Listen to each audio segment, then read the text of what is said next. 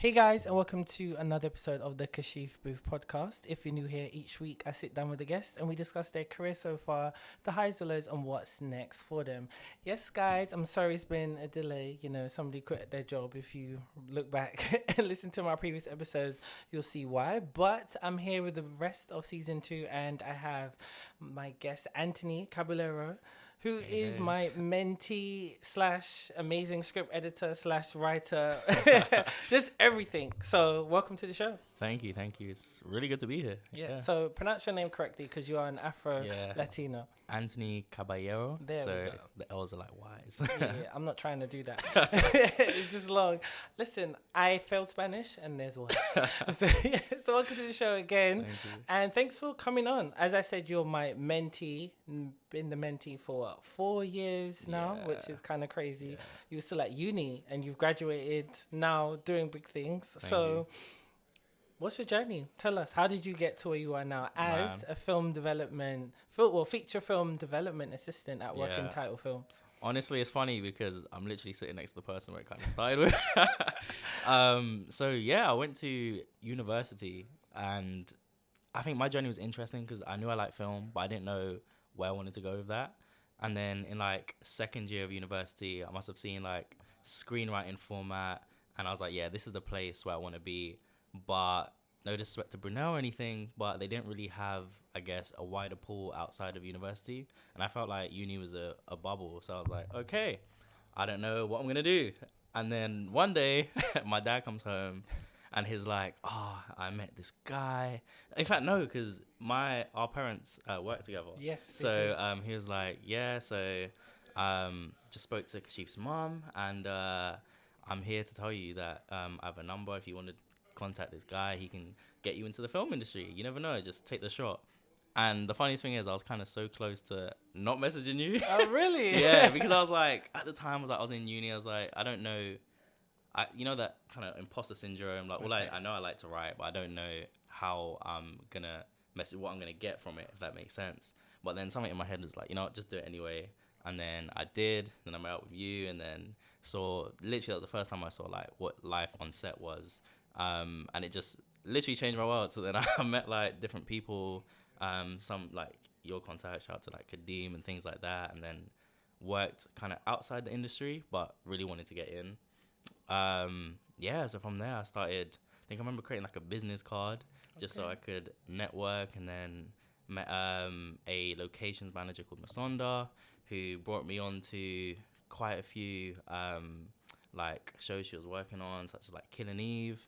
And there I was like, I love writing, I want to edit your scripts. So I was meeting people, editing their scripts until, all that's to say is I think I just got enough experience to start applying to roles. And then from there I got internship at Pathé. And then after that I managed to spend a year at NBC Universal. And it was literally, everything just seemed to lead to Working Title where I am now. So yeah, that's like... Nice and sweet, nice and short and sweet, which is really good. I mean, it's great to hear how you utilized the connections. And I remember saying to you, talk to everybody, to everyone, because I was saying to you, everyone on this set works in the industry, but we're all doing this because we want to be a certain point, but where we are, what pays the bills, we're not where we want to be. So you met Masonda, you met Carl, you met all these people, and then that just led to you building your own confidence. And then once you left uni, you just kind of soared, really. Exactly. And that's what you want to do. Yeah. And I think a lot of people now, like the advice I give people is, if you're in uni, don't wait till after uni to seek those opportunities. Because I think if I had left it after, I would have been too late. So I got like a good year and a half of experience like doing that, like networking with people that I didn't even know would lead me to like where I am today and that kind of thing. No, it's really important because that was the advice I got before I started uni. Literally, I was at Big Brother and they were like, so what are you doing? And I'm like, I'm going to uni. And they were like, oh, that's nice, but you don't really need it. And I was just like, so you're not helping me how to get into the industry. So what am I supposed to do? Just drop out? So I just still went to uni. And then throughout the whole time I was there, I was gaining loads of experience. That's good. Being a runner on set, on music videos, series, TV shows, films, web series. I was just working on everything. Yeah. So then when it got to, once I graduated, about 6 months after I graduated, that's when I was able to get a job. Yeah. But I got offered a job, but I was Yeah. doing daily work and stuff like that. So that's how I kind of did the same thing as well, because the industry, listen carefully, guys, the industry doesn't care about They what really don't. degree you've got. They don't care, because I've Yeah. never, you probably know this as Yeah. well, nobody's ever said, so what did you get Yeah. for your degree? Like, It doesn't happen. No, I no. think most importantly in the industry, I think they just want to know, A, that you're passionate, and 2, that you can do your job. I remember when I had the interview for Working Title, one of the things that I must have said is that I just like commercial ideas. I love big ideas. And when it came to looking at my degree, I don't think they really took that into consideration. But at the moment, they had big ideas. They're like, yes, we're here to make big movies. So you clearly, I can see you have a concept. You have that kind of idea of where to go with that. So come and work for us, that kind of thing. And I think that's the way the industry is working now.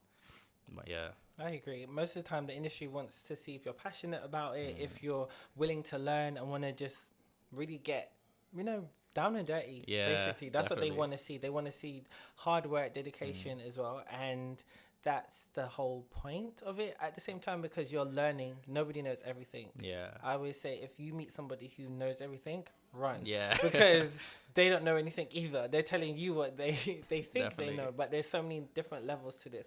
Because the longer you're in this industry and the more you continue to grow, you learn so much. Yeah. I've just started working in advertising. That's completely different Yeah. to film and TV in so many different ways. Logistically, yeah, you can make whatever. But in terms of working with a client, working with how to make money and the residuals of this and that, completely different. I'm just looking like, wow, okay, now I understand why there's so much money in branding, because of how much return they make from the 30-second ad we've been stressing over for the past 2 weeks. That's the difference. And so there is a difference between just putting yourself out there and thinking that you can get a job just because you've worked hard, because you've studied hard. Exactly. It's not really the same. Yeah. And then it's just like with writing, because you're a writer as well, you learn by rewriting and Yeah, feedback. So exactly. how beneficial and how good is that? How beneficial and how much is it needed for what you do? Because I'm sure you read hundreds of scripts every week. Yeah. So how important is that? So I think I'm honestly blessed to be in a place where I can consume scripts daily. And I think before I was actually in the industry working on development, my view of how, like, as a writer, getting your script into the hands of the execs there, I just didn't understand how that worked out.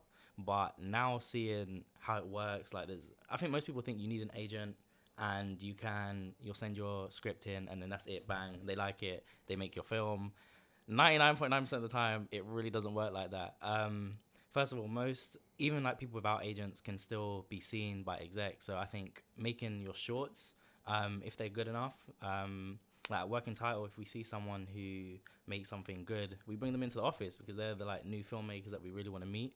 And it's another exciting thing as well. Like when you see scripts, we get loads of submissions, and a lot of the things we see are similar. So when it comes to my writing, I already know what to kind of channel my stories into, because I probably would have seen like 100 other scripts that I'm trying to write. So I'm trying to write a script that's not that one, if that makes sense. So Totally understand Yeah. that, because last year I said this on a panel, because I was on a channel for writing panel earlier this year, and one of the questions we were asked was how to get our features, our TV shows into the right room. And I said that you need to make sure that you diversify your content, because last year I was pitched 10 feature film scripts from this amazing guy who's in touch with Netflix and Warner Brothers, and he wanted to work with me, and I read all of them, like the treatments, the every single thing what is required, and I was bored after a little bit, because every single thing had the same theme, and it was all revenge plots. Yeah. Literally,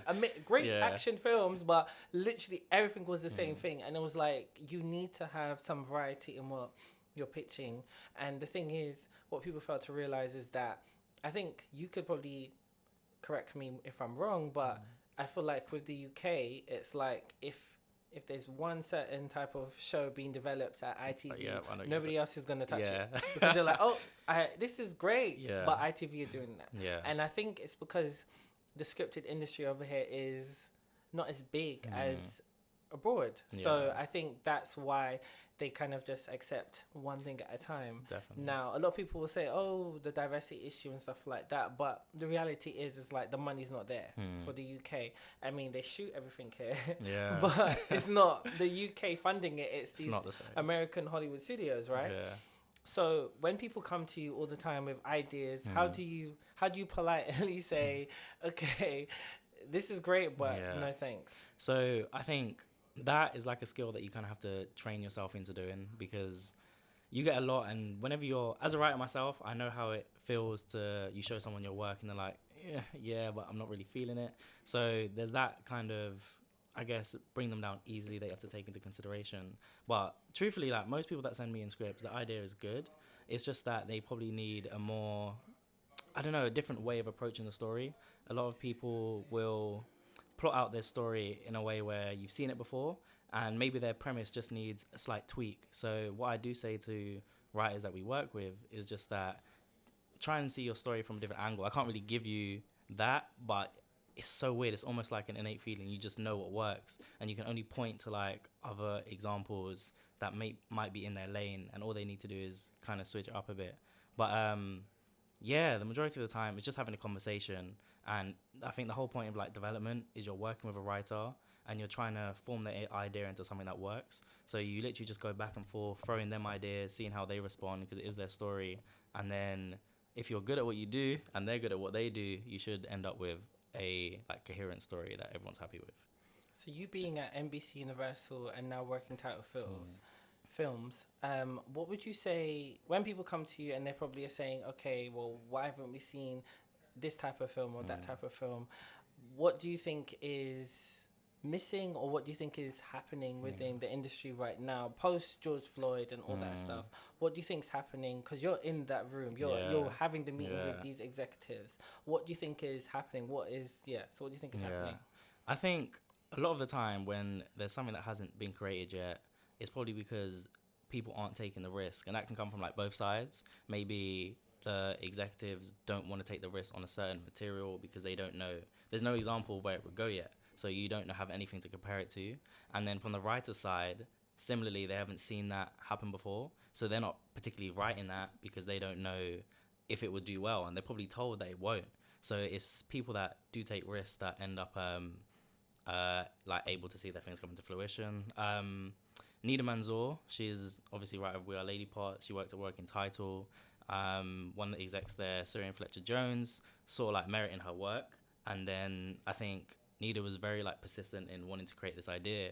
And I would say that her particular story hadn't been done before, and what she ended up doing and what Syrian ended up doing is bringing something that wasn't quite manifested into our everyday TV, but making it happen. So I think these things do happen. It does take time because it would take a lot of convincing for obviously higher ups and the rest of everyone else to notice it, but it's just about being persistent, and people like executives and writers alike taking the risk. So what would you say to somebody who says, well, why do we have to take a risk with our writing, but white people and writers haven't had to do that? What would you say to them about that? I would say that our stuff is not understood by a lot of other people, because I think, especially in the black community, if you were to tell me a story, I'll get it. If, I don't know, I meet someone who's also black or any other ethnicity, we can kind of relate to that kind of thing. But when you're broadening out and someone might not relate to your story as yet, like you just pitching it, I think some people actually need the visual medium to relate. That's when they shed tears. That's when they actually understand what our experience is. And I think it's possible to do. I'll say that's probably the main reason. Mm-hmm. So for people who don't understand what a development assistant is, can you explain to them what do you do and what is the importance of your role? So development is essentially like the bare bones, the starting of anything that you've ever seen on like TV or film. So we literally start with like an idea. So we would work with a writer, or we'd go to like different theatre performances, watch TV shows, and see where we can get ideas from. And then from that idea, we literally develop it into a story. So we think about, okay, what are we trying to tell?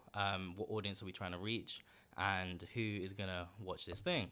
And from there, we will talk to writers and hopefully we can get a script, and then we'll get pitches and treatments, and then hopefully when we get that full script written, whether it's TV or a feature, we then pitch it to different studios and hope to get it financed. So that's the very short, but in it there's a lot. There's you having like 50 ideas that you're working on, but in truth only one idea out of that 50 is going to get picked and actually get worked on to become a film or TV show.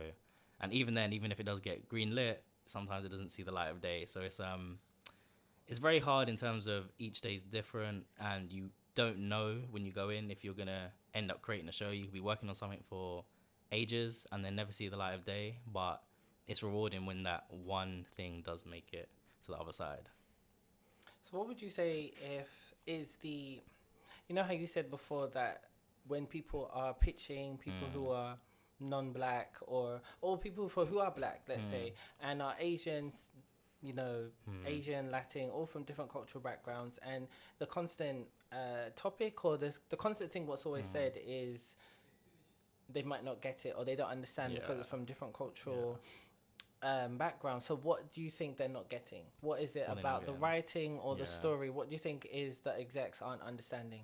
I think it's just personal experiences. I think there's a lot that happens in our lives. For example, when I was young, like age of 13, I couldn't go to the cinema without telling my parents and stuff like that. And I had a friend who at the time, as I said, what do you mean you can't go to the... Why can't you go to cinema with us? That doesn't make no sense. Why are your parents gatekeeping you, literally? Why are they keeping you in the house? And obviously he was white, but he just didn't understand that the way my parents work isn't the same way his parents operate. And I think if we take that and then just apply it to like the wider world, there's some things that they would say if I wanted that in a scene, they wouldn't understand necessarily why that is. But even then, like I said before, I think it's just explaining. And then the good thing about like proof of concepts, for example, people who do like I said, we pick a lot of stuff up which we've seen that's already done well. So if they like execs that may not understand it, I think they have like the intuition to recognize that that story is resonating with that group. And sometimes when it resonates with us as a group, it will hit wider. And I think it's just the way it works at the moment. But people are now, obviously in the light of George Floyd, taking more risks and looking at more stories which aren't just your everyday white stories now. So yeah, I would say so, because especially with the success of Pirates by Reggie Yates and Boxing Day by Amel Amin, you know, there's the stories that we've wanted on screen for years and we've been complaining about on Twitter, in conversations, on panels. Like we finally saw them commissioned and them do well. So I feel like the industry is changing and they're starting to get it. And I think it's because representation matters in all types of ways, but it's also showing that you can't tell audiences what they should enjoy. Exactly. The audience should be telling you what we want to see. And once the industry has started to properly accept that, then I think that's what will help more things come out from what we want to see, especially from diverse backgrounds. Definitely. So I will say as well, I think that the younger generation now kind of gets it a lot more, because I think it's the people that are still in positions of creating stories which are kind of archaic now, whereas things like TikTok, for example, it's a platform where everyone from multi-generational, I guess, but multicultural as well, are sharing like their stories and their things. So when these things do make it into like TV and film, we all get it now. And I think we are heading to a good place where we're going to see a lot more mixed representation in our content. Yeah, I agree. And I think because of the way how streaming services have really changed the industry, you don't have to rely on Channel 4 or BBC picking up your stuff. Like, you can get your show in so many different countries across the world because of Netflix, Amazon Prime, Disney and stuff like that. Because it's just like that show, it's not even scripted, but that reality show Too Hot to Handle on Netflix. For example, I knew I had a feeling, I was like, this is a UK production company making this. And it was. It's a UK production company who pitched that and did that. And there's so many UK production companies who've got so much content on Netflix right now. So that's how the industry has moved. And I think the more we keep pushing and creating good content, it's going to actually get to where we want it to be as well. So outside of being, in development, which is great, you're also an amazing writer. Thank you. So, you recently just, had a film funded by Netflix through UK Fully Focused, and just had your first screening. So tell us about that whole experience and what that was about. Yeah, so that was really good. So essentially, I work with like two other filmmakers, Kaylin Francis and Judah Mead. We all met each other in uni, which is so funny when I go back because Brunel wasn't even the uni I was trying to go to, but I feel like there's always purpose in where you end up. And yeah, so we've been working together on films. We shot like a film a while ago called Family Matters, and that was literally a uni film which we decided to make, but we just wanted to, I guess, test our hand in actually filmmaking instead of just saying we're filmmakers, that kind of thing. And I feel like that was a good experience. So me being in working title and them being across their companies that they're at, we just knew that we want to tell stories, but we want to find a place that would actually take our story seriously. And Judah Mead came up with this cool idea that he pitched to me. He was like, hey, basically, I have a story that I want to tell about the 27 Club, which is a conspiracy theory where people who reach 27 die mysteriously and you don't know why. But he's like, I want to tell that story within the UK, and I want to make it within the UK music scene specifically. And I was like, there's something in the idea. So we took that, and then that was pitched to UK Fully Focused and to Netflix, who were funding different films, and they were doing like 7K funding and 3K funding, and they were taking less people for the 7K, so it's like you can only apply for one. So we're like, let's take the risk anyway. Thankfully got the 7K, and then started filming it, and the screening was literally last Tuesday, and it took a lot of work. Like, of course. A lot of work writing, because the idea that Judah had originally pitched me was insanely huge. And we started with a 30-page script that we needed to get down to 15. And with obviously something like this that's already based on sort of real world, like conspiracy, kind of fitting it into a story that kind of makes sense without giving too much like exposition away was a challenge, especially writing it. And I was writing it after work as well, so it was literally day in and day out of just redrafting and but honestly it turned out there's still things that we would like if we had more time on to work on, but as one of our first proper films that were to be screened, we're happy with it. It was That's really good. So what next? So you've had this big screening, you was on the panel, I saw. So like what's next with it? So I think for that in particular, I think that was just more so people could see like the kind of stuff we can do, because that was psychological thriller, which is the only psychological thriller which was screened. And I think knowing that I'm in development, I can see kind of the holes in what they're looking for at the moment, and things like genre, like real genre things are not really touched on. So horror, psychological thriller, all like UK based, aren't really explored that much. We just get a lot of rom-coms, a lot of dramas, a lot of comedies, and I feel like that's the space that I kind of want to explore, because I know it's open right now and I know there's not much competition in that lane, and people hearing this might now know my secret, but but it won't be as good. Thank you. So that is so with that I just wanted to show that we could do that. So what we're trying to do now is just build like different stories, and so we have more of like, I don't know, just a portfolio that of our filmmaking essentially. We shot a comedy short film 2 weeks ago called Do You Want Some Bread?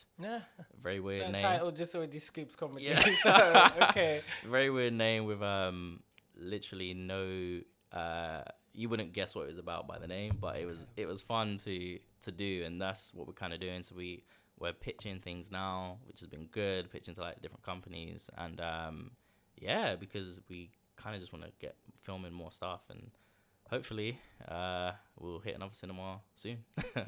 That's really good, because I think it's great that you have a team of people. As you know, I've never had a team, it's all me. So and so it's tough. It's tough. It's very, very tough to do it all on your own, and to have have creative soulmates. Definitely. That's what you basically have. That's lovely. Because me and Serafina say that all the time. The creative Tallyverse is, if you don't know, and we say that all the time, we're creative soulmates, because we click and we get we just know each other's aesthetic, vibe, storyline, and we just get it. So essentially that's what you have. And for you to be able to get an idea from Judah and then write it. Yeah. You direct it, put it out there, and then it's the way you want it to be. That's perfect because you're all in sync. Exactly. And so keep doing what you're doing. I'm going to keep saying, I'm going to keep saying that because it's about establishing your brand and who you are and stuff like that. And it's very, very important. People may think you're flooding your timeline with it. Not really. It's really about whose eyes are watching. Yeah. People are always watching. That's the thing as well. I think always. It's always because even I'll tell you a little funny story. So Serafina messaged me Monday. She sent me a voice note. I was like, okay, we'll listen to this later. So then I listened to it, and then she said that like she was on set. She's currently on Top Boy. Yeah. And she said to me she saw Carl's name on the call sheet, and she was like, oh, I know this name. And then she was like, wait, Carl will read. Like, I know this name. And then so she went up to him and was like, oh, do you know Kashif? And he was like, yeah, I know Kashif. So and then I've worked with him for ages, and we worked on Nimmerson. And then he was like, oh, and this person worked on it. And I was like, what? And he was like, oh, yeah, he knows it. Because then another person was like, what are you guys talking about? And then they said, oh, we're talking about Kashif. You know, he was like, oh, yeah, he's a cool guy. Yeah. And then somebody else from production came over and was like, who are you talking about? And I was like, who are these people? But she was like, 5, 6 people knew who you were just on set because of my brand and who I am. And because, I don't know. I didn't even know most of these people. And I was like, what? So once you've just established your brand, you're always in these people's minds and people on their, on their mouths. Like literally, people know who you are. So it does help branch out to the masses. So people are always watching what you're doing and what's next and stuff like that. And that's how Tallyverses went where it went because of the branding of it.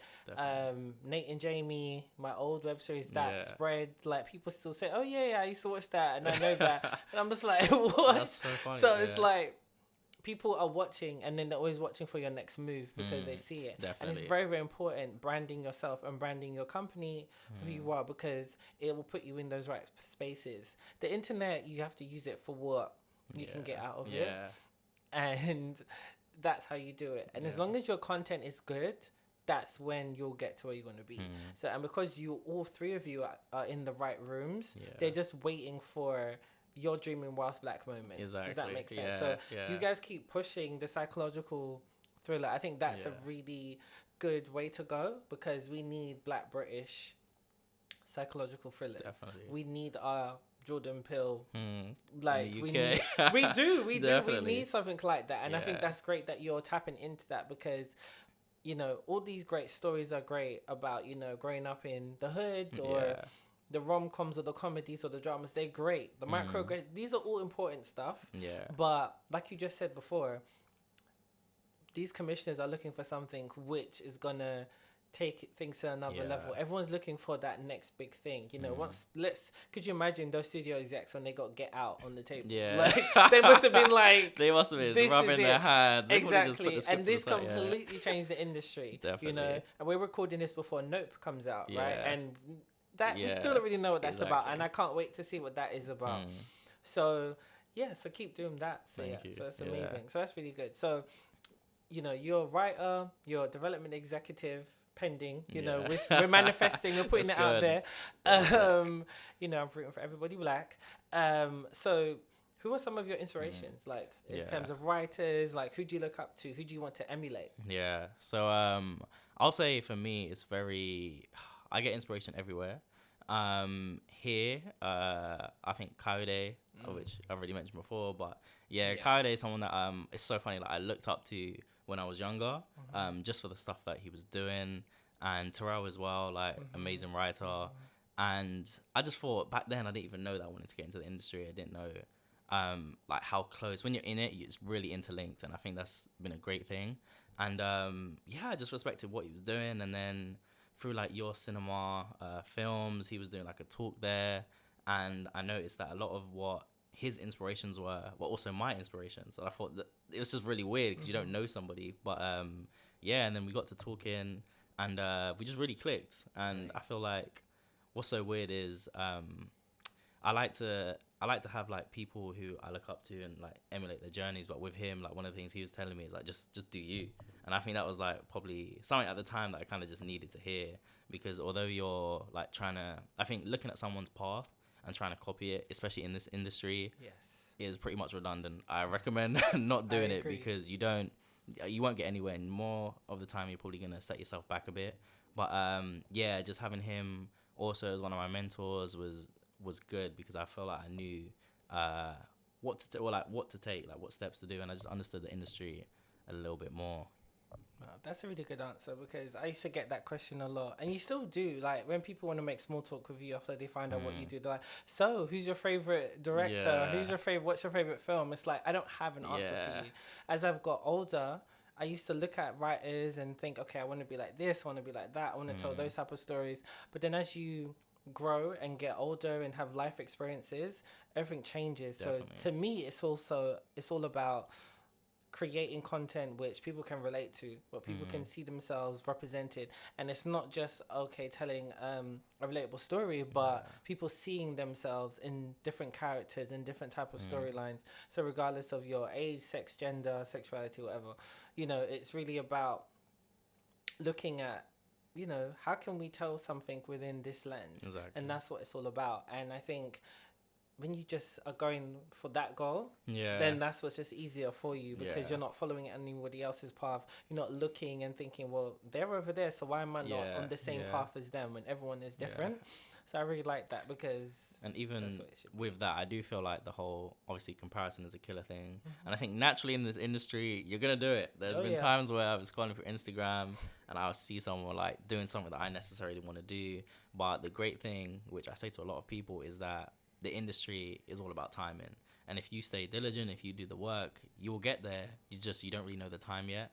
And I mean, I think I started with you like 2018. That's when I first went on set, and then I'm here now. And if I had wanted to be here at the time and kind of did everything to get here, I don't think I would be here if I had planned the journey so strictly. But just being able to just absorb like everything, like put my hand in, obviously writing, and then go into an internship instead of trying to copy everyone else, I think that's kind of what made me enjoy the journey and still enjoying it, which has been great. Oh, that's really good, because my industry journey has been all over the place. But I didn't think it would be like this as well, but I'm actually happy when I look back at it, because when I look at the umbrella of the media industry, I've covered so many different areas, and it's not to think, oh, well, I've wasted time doing this. No, I've got so much knowledge through scripted, factual, broadcast, now advertising. Like, I understand so many different realms of the industry. So when I'm looking at it through a different lens, I can understand so many different elements, because it's helped me improve as a producer when I look at how to market something, how to make something within a certain time frame, or how brands can be worked in, how you can get so many different elements into it. That has been great. Understanding the industry from an international lens as well, and seeing how the market is different, and how you can market it to a Turkish audience, and how you can market it to American audience and stuff like that. And that has been really beneficial, because then it allows me to know, once I'm in a position where I can commission or be making so many different things, I can say, okay, I want to make a certain film or TV show for a Spanish audience, because I know they'll get that. Or I can do something for an American audience, and knowing, okay, this can translate into different, not just cultures, but also just not just different cultures across America, because that's completely different to the cultures in the UK, but understanding that they'll get it, and then also UK audiences will get it too. And that's what's been really good to actually look at, because if you have your hands in multiple pots like that, then you really understand entrepreneurship as well. So that's been really cool to understand as well. And here we are doing talk radio. I know. So understanding those skills as well. So good, and really just looking to see the different forms of mediums which are out there as well. And I think that's a great thing about the media industry, is that we can take what we've learned and what we do and put it into practice in everywhere else. And that's what you kind of you get to know more about, especially when you're like in advertising now. I started to realize how all my friends who work in advertising are so far ahead. I'm like, because I look at them, and it's not comparing, but you're just like, so how are you making so much money? Like, what's the and secret? how are you like working with this brand, that brand? And now I get it, because it's such a different environment from TV. It moves very, very fast, and they're all about networking and meeting people constantly. They're always doing something. There's this event, that event, and I'm like, oh, I get it Makes now. sense. I get it now, because it's completely different from TV, where everything takes time. You know, it takes like such a long time to get somewhere, where you're at the premieres and at the screenings, and people think, oh, you're living this best life. And like, you don't understand. This was like 2-3 years in the yeah, making. exactly. Or even if we are at a screening, it's like that was just one, and then another one might be 2 months down the line. Exactly. Advertising is so different. So I was like, okay, this is quite interesting. And the money's ridiculous, because ridiculously in a good way. So I get that. So that's really cool. So with everything what you've learned so far, you know, what would you say you want to see happen in the industry? Like, what's your next steps? Like, what do you think you'd want to see? So I think the main thing, which is something I'm starting to notice, is like, so I'm on like LinkedIn, and I get a lot of messages a lot of the time from people who want to get into the industry and just have no idea how. So a lot of like where I was like back then before I met you. And I think you're a very special case, because not everyone wants to take out the time and, I guess, sit down with someone and tell them about their career, or just listen to them. A lot of people that I've seen, even in the industry, are just very focused on their journey, focused on their goal, focused about their accolades, and don't really think about the next people that are going to come up. And I think as part of, for as long as, I don't know, however long I'm in my career, I love to see a kind of change in that more people who know, because probably a lot of people listening don't know what development is. I've spoken to so many people who have no clue. One of the execs, when I was at NBC Universal, said that a lot of people don't know what it is, but if they did, they probably think it was easy. They probably know how easy it is to actually get into. You just need to know certain things before getting there. So I would say, just making sure that the industry is more transparent, because I don't think it needs to be as closed off as it is, especially to like our people as well, I think. No, you made a very good point. That's what I hate about the industry, and why I have mentored so many people, and why I'm always just open to sharing what this industry is, because I didn't have any help. So I just did it myself and broke down the door to get in. And there's just always this element of TV being just this, you know, cool place, which is just very discreet, and you don't know anything about it. And it's like they like to keep that kind of element of mystery.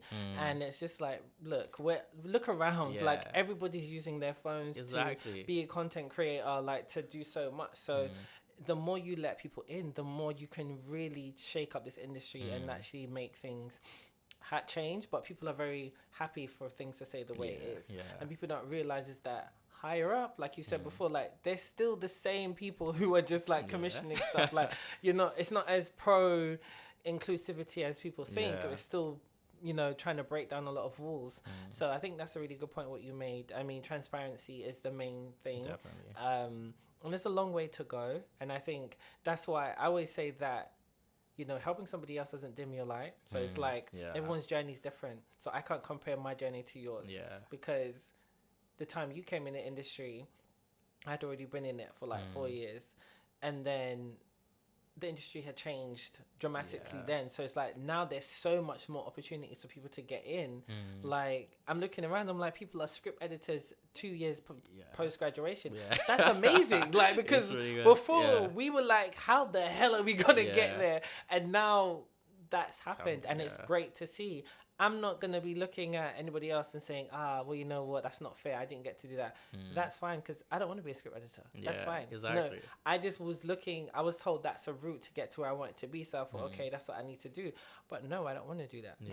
I don't want to be a script editor. No. I'm fine with that. I can stay in my lane and do what I want to do. So I think when you just actually think about how the industry operates and how it can be better, that's one of the big things. So with everything being said, what's next? What have you got in the pipeline? What can you share? Because NDA. So obviously working title. The goal is to be an exec. I would love that, but then I also would love to be in a position where I can, like, similar to what we were just saying, is have my own stories and pitch my own stories to places, production companies. But there's a lot of talent out there as well. So like part of my job now is literally going out and seeking like new talent. And a lot of people think it's weird because obviously I'm a writer as well. So Is it like a conflict of interest? But for me, it's really not, because there's, similar to what you said, like with you not wanting to be a script editor, there's so many stories that I'm personally not writing, and no one's gonna write the same thing. So having them, like, spotting new talent, I think getting new talent in the doors where once it was impossible is probably my big goal. And yeah, working on just a whole range of different projects, like I said, with the psychological thriller stuff. And I would love to have a comedy TV series one day. I think that'd be fun. Yes. Yeah. Yes. And, we are working on my pilot, which is exciting. Yeah. So even though I don't want to script edit, I know I need to write. So to get to where I need to be, I need to start writing again. So, but you guys heard that whole episode I did about why I stopped writing, but now I'm back. So that's really cool. So so where can people find you? Well, my Instagram is a.gentleman.writes. I'm on LinkedIn, as I already said earlier. And I hope another goal this year is to set up a proper production company. And then start releasing stuff. So next year, I'd just love to put my films out a bit more, because I think it's about time now. Do it. Set up your production company, register it, trademark it, have your own brand. Might be sending you a few messages. I'm always here. Do it, have it registered, put it out there so that you guys can just be continuing doing what you need to do. Because you three stick together and just take it over, because this is what we want to see. So we're rooting for everybody black. So thank you. Amazing. So thanks again, Anthony, for coming on the show. As usual, guys, you can follow me all on my usual socials. You know them. It's in the name. So stay tuned for the episodes coming soon.